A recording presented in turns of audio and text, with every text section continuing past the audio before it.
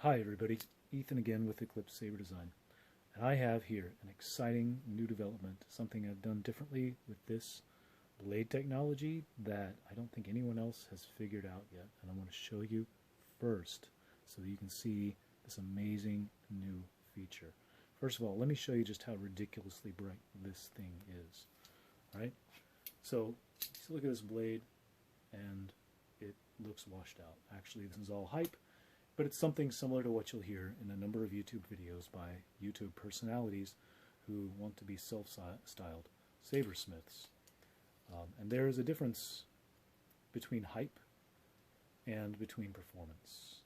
So what I want to do in this video, if I can, without going too long, is to show you some of the tricks that I can use with the camera and with lighting to make a blade that is incredibly dim look incredibly bright on camera, so that I can then sell you this better performing product at the same price as a better product, or even worse, at twice the price of a better product.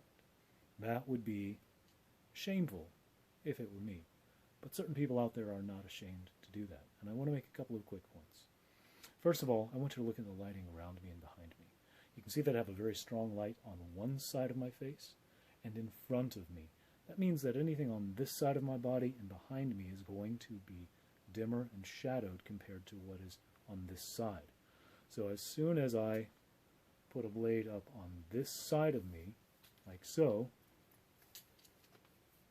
oh, it looks bright because it's in relative shadow compared to this side of me. The camera lens is going to focus on whatever's the brightest object in the room. Now this is a, 2010 era, like single Luxeon Rebel green. It's one of the dimmest things you'll ever see out there. It's comparable to what some of the, shall we say, budget Saber companies sell you, right? But theirs is always the brightest if you ask them. But this is something similar to what they use in terms of lumen output. Another thing that I've done, because I know this blade is green, is to go ahead and use a green day blade. This is an enhanced green day blade. That doesn't make a difference because the enhanced portion of it, it doesn't glow unless you have blue light in it. I was using green. But what that does is the green color of this blade washes out the difference in brightness between the top of the blade as the light thins out and the bottom of the blade, where you're probably going to get some lens flare. So by using those three tricks together, I made a single LED in what is literally my oldest scratch build from almost a decade ago. Look as bright as anything you'll see in a YouTube video right now. In fact, even with a clear blade that has been sanded and double diffused, you'll notice that on screen, if I play my cards right, this saber hilt washes out as white and looks just as bright as this Profi board running a NeoPixel strip, because the camera can't differentiate. The only way you can tell is if you pay close attention. You'll notice I'm holding now this blade a little bit farther away. It still looks washed out, but I'm not as dim. If I hold the blade in the same place as I held that green blade, I look dimmer because the camera is trying to adjust for the relative brightness. So you won't see the brightness difference in this blade. You'll notice it because my face looks a little more shadowed than if I held a dimmer blade in the same place, right?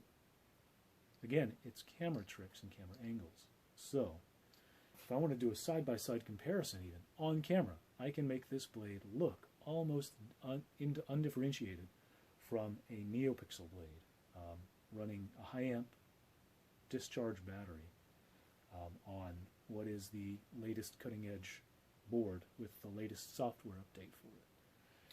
And let me show you one of the ways I'll do that. We know that the camera's going to focus on whatever's brightest, right? Okay. But if I hold the brighter blade on the brighter side of my body, then it's going to compete with the light source that's in front of me, illuminating me. If I hold it back away from the camera, even just slightly, this blade will look much brighter because the camera is going to focus on the relative brightness of that closer proximity light source. Does that make sense? Let me show you what I mean. Again, single LED, almost 10 years old. Here, oh look, it's so bright. And now I've got this NeoPixel, and look, it's as bright or brighter than a NeoPixel until we bring them side by side and close up, and you can see that the green blade is almost not lit at all compared to the NeoPixel blade. This is a camera trick, but I can very easily tell you that my blade is the latest technology. It's the biggest fad, right? And what I want you to do, I want to repeat a point that I made earlier in a video. If I claim to be doing something new and revolutionary, but nobody else in the field is doing it, and nobody's trying to imitate me, that should tell you that nobody's trying to catch up with me, because it's not a real development, okay? And if I claim that my blade is worth twice as much, or 3 times as much, that alone should give you pause. There is a certain psychological trick that has to do with marketing and the appearance of value. Basically, if I take an underperforming product and price it comparably, but just below a product that is much better and known to be a high standard of quality, you're going to buy mine much more often than you would if I priced it adequately, where it should be priced it accordingly to its quality and lower, or if I priced it even higher than the product of known high quality. The reason for that is that if I look at object A and object B and I see that they're priced about the same, but object A is slightly cheaper, then I'm going to assume, because of the price similarity, that they are of similar quality as well, because you don't get, a Ferrari for 10 bucks. So if I take my $10 car and price it almost the same as a Ferrari, you're going to think there must be something special about that car. There's going to be something collectible about that. You're going to start rationalizing it. You're going to start justifying it, even if it's not consciously. And you're going to look and say, well, I really want that Ferrari, but I don't want to spend quite all that money. So maybe I'll buy object A instead. And it turns out that you're getting sold camera tricks. So I want to caution you about watching and subscribing to the hype that you often see on YouTube videos. YouTube personalities are paid to get you to click on their video. They want to be sensational, they want to be sensationalistic, they want to make hype, so they tend to overhype. And what I'm telling you here on this video, hopefully demonstrably, is that if I wanted to, I can make a Saber look incredible. The difference comes when you deal with a smith who has integrity, who knows the product, who knows the technology, and can explain the actual differences. I can make this look good. I can change the angle so it's pointing more forward and the light is going more toward the camera lens. Boy, that looks bright. It looks super bright. It's totally uniform. But you know that's not true because you just saw it next to a NeoPixel blade. So just think about these things. I don't want to drone on. But it really makes me sort of upset when I see people throwing their money at somebody who's making what amount to misleading, if not absolutely false, claims. Please be careful with your money. Please be wary. And happy sabering.